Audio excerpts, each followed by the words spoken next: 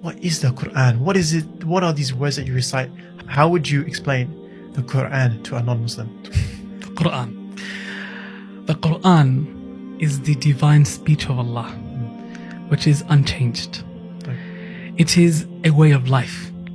It is the methodology of life. It is guidance for all of mankind. It is from the greatest mercy that Allah Ta'ala brought down to this universe. It is a book full of blessings. Rather, when we follow it and live by it, we'll attain those blessings. It is a challenge that Allah Ta'ala challenged all of mankind and jinkind with, to produce anything like it, and they never shall ever be able to do so.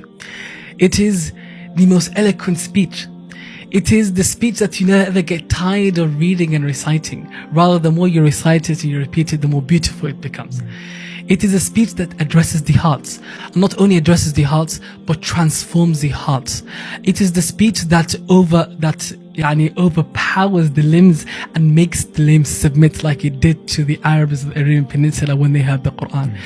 It's the speech that changed the face of this universe, right? And it's speech that if you understand it and you really open up your heart to it, it will change your life for the better. So that's the Quran.